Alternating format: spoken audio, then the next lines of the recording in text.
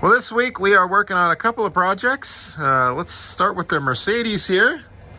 Little Sprinter. And we are working on the just a whole bunch of stuff for him.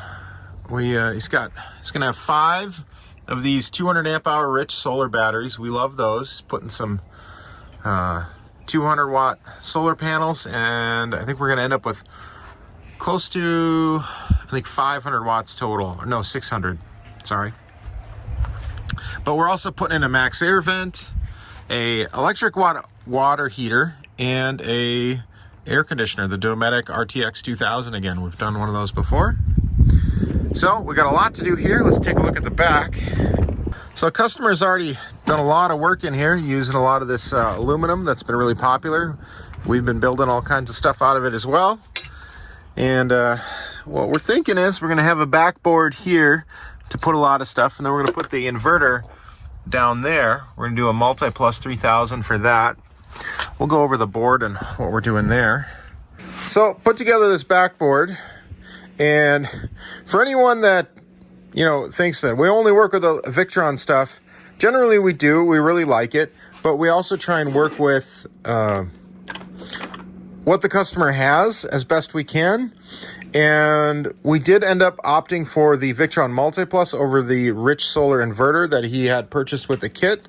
But this solar charger is not the end of the world. I mean, do I prefer the Victron ones? Yes, but it's not the end of the world. It was already purchased. We try and be as accommodating as we can. We're not Victron snobs. At least I don't think so. And we're also using the Sterling, you can read it there a little bit, Sterling DC charger. We do like these. These are good for 60 amps. They do run a little bit hot. They got really good ventilation there. And the other thing, we're also putting the DC distribution block on here for them. So we're just kind of starting this customer out on the right foot on their van build. But one thing I wanted to talk about was one thing I don't like about this charger. I'm not saying it's unsafe. I'm not saying we shouldn't install it. I'm just saying this is something I don't like and I wish it was better. All right, so these are in the terminals there. And you see at the top of this terminal, there's just a screw. And it goes down into the terminal. That's how the connection is made. The screw is pushing down. See, if I turn it, it goes down. Basically a screw that turns down into the wire. Here's why, and now here's a Victron controller, a 50 amp. Here's what I like about Victron. Now I've set each of these to kind of show you the progression of how the clamping works. The way this terminal works is it raises up these clamps to the top of the terminal. And the advantage there is, well, you get really good clamping force, and the surface area is spread across the whole width of the wire. So I really like these terminals, and actually that's one reason why a lot of times I don't do a ferrule on these, is because a crimped ferrule will still be kind of square shaped and have a lot of ridges and not make good connection, where a bare wire will. I know it's controversial, but this is just for me. And if anyone's wondering why this is so dirty, this is the one that came out of my bus. So we'll use that as a, I don't know, used, or if somebody wants to save a little bit of money, I think they're just fine. Or we'll just keep it around the shop for testing and abusing. So some of the other stuff we got going on in here, obviously we got our LED cable. We've had some people ask about selling those. I've been trying to get back to people. I haven't done a great job. At some point, we're going to get them on our website, and we're going to have them in stock so people can buy them. We're also trying to find ones that will work with 24 volt and 48 volt. Right now, they only work with 12. I accidentally installed one in the 24 volt system. It worked for a while, but then the transformer burned out. Not a big issue there. So here's what we got going on. Got our links: distributor, shutoff, shunt, fuses for, let's see, I think we're going to do solar charger, Multiplus, DC charger, and then air conditioner. And then this one is going to be for the DC distribution block up here. So that's how we got that set out, using the super secret one there. Got our solar breaker and the V-Direct or V-Bus smart dongle for the Multiplus. That's critical. Some people install the Multipluses without these. It's really tough to use the power of the Multiplus without it. So, all right, I got to get back on wiring this thing so we can keep moving on this project. I just got done putting a hole in there. That's where the main battery cables for the inverter are going to go. But that meant I had to unhook these connections, and I didn't. This is what I'm talking about. That screw down just goes right into there. And I know what you're saying. We'll use a ferrule on there. I'm going to. Well, I cleaned that one up, but so I'd say on these you definitely need to use ferrules. Well, you know what? I'll do a ferrule connection, screw it down, and then pull it out, and we'll see if that's any better. All right, here's what it ends up looking like after it's screwed down. I think that's definitely better. Now, these aren't the ferrule types where you typically use a crimper. The connection itself makes the crimp, or the fastener rather, or the terminal, whatever we're talking about. These are just super thin. They wouldn't even hold a normal crimping tool crimp anyway.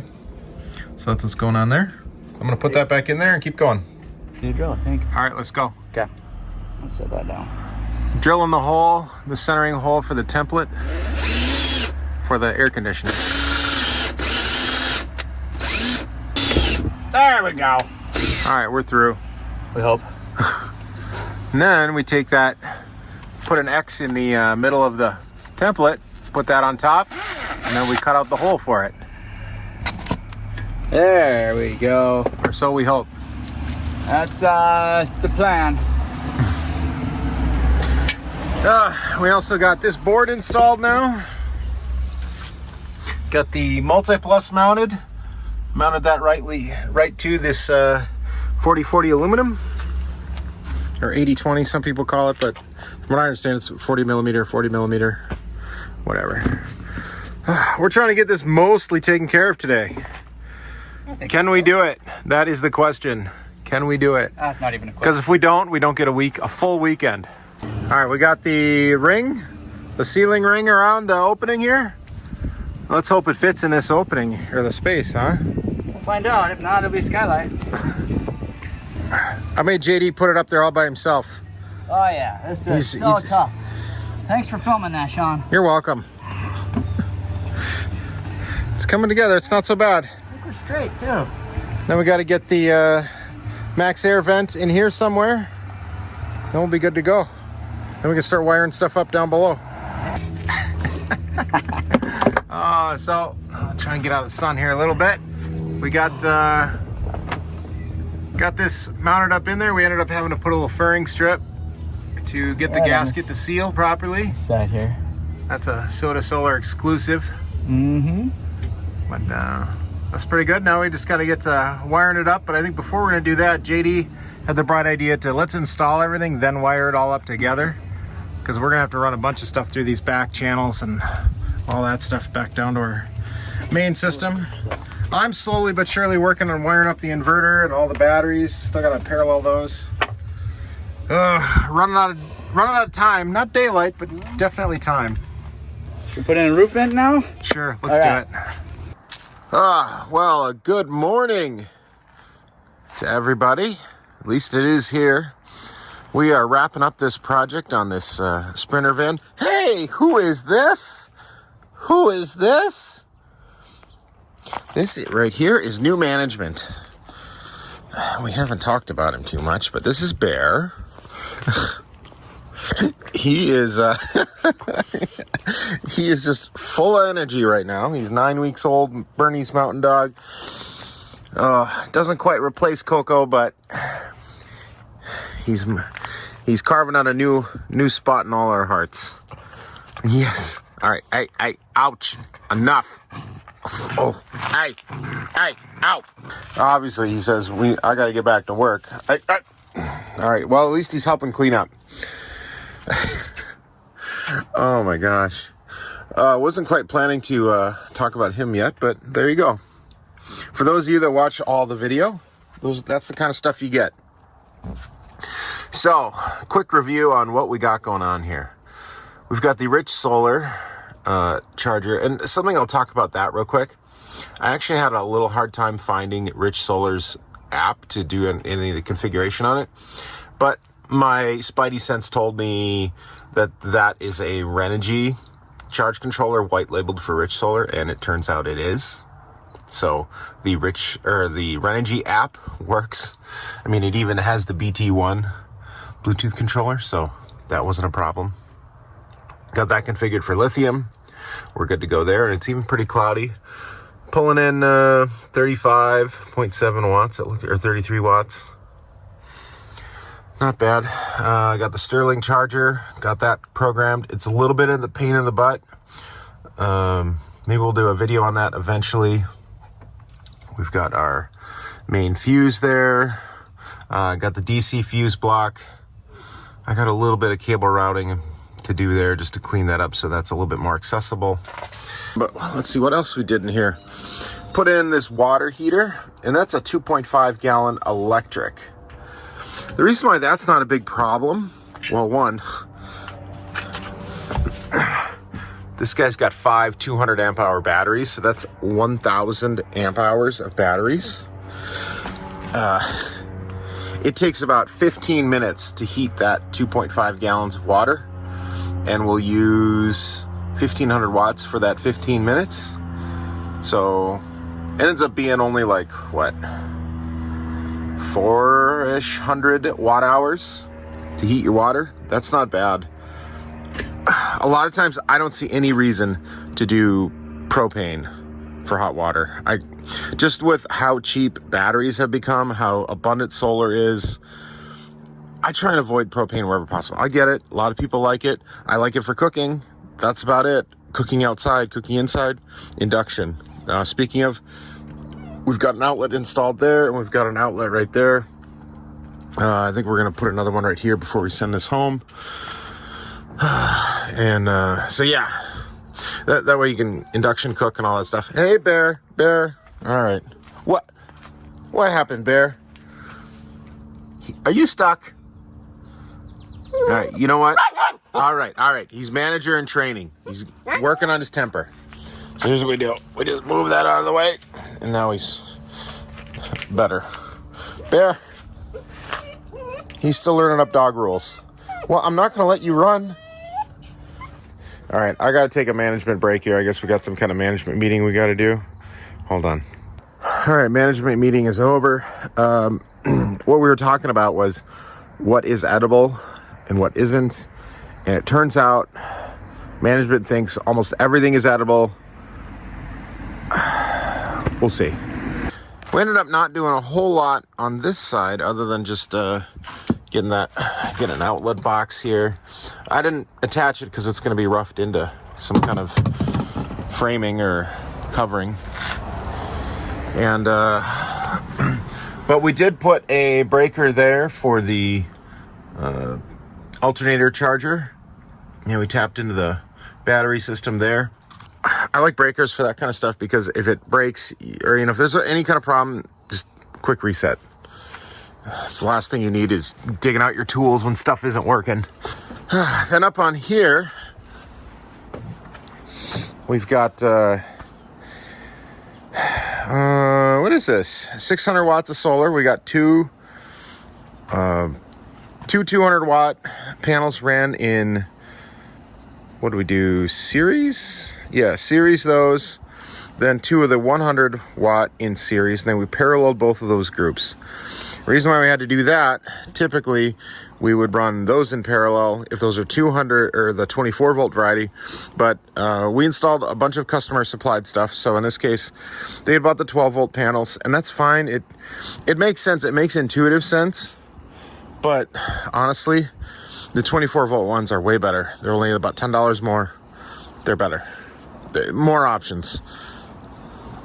And so anyway, paralleled those. Going into the roof port there that we installed. Got this Dometic RTX air conditioner, RTX 2000. They work really good. Super quiet. It's basically a mini split that's DC run up there. Love those. So this particular gentleman is pretty much set up to boondock for probably a couple of weeks with that 1,000 amp hour battery bank in there. Jeez. And there's a question we get quite a bit, which is, what do you think about Battleborn batteries? Well, we got a lot of thoughts on them, but one of my biggest knocks right now is just the size. I don't think you're fitting 10 Battleborn batteries in this space. Now, these are 200 amp hour batteries. They got low temp disconnect. When you're buying this much battery, I think it really makes sense to look at something that is a little bit more economical for you. Or there are even other options too. We can talk about those, but they're a little more specialized. There's just other options out there. That's all I'm saying. A lot of things I like about Battleborn batteries still too, so don't get the wrong idea. But I think this project is about wrapping up. I'll get the covers and get this all prettied up because the customer's picking up this morning. We'll do a quick check-in before that happens and wish you well. So stay tuned if you want to see that beautiful solar footage. So we've got everything wrapped up here. The cover on here, we got that LED light converter cable on there so the indicators work on the Lynx distributor, and I can tell you with certainty that that is extremely important, especially when you're diagnosing issues, to know if, at least to know that your fuses here are good, so you're not having to test those manually. Got some cable wrap on here, covers on everything, and then in here, we've got the cover on there, and we are using those 3D printed pins, or those push rivets for those. Those work really well in these tight spots. And our DC distribution center. We used a 6-way box and didn't rail AC breakers for that. Or did I say DC distribution? AC distribution. So he's got ready to go. I think we'll call this one done. The customer's actually here. So if you need any help with anything you got, give us a call. Shoot us an email, Sean@sotasolar.com, or check us out at sotasolar.com. Thanks. Bye.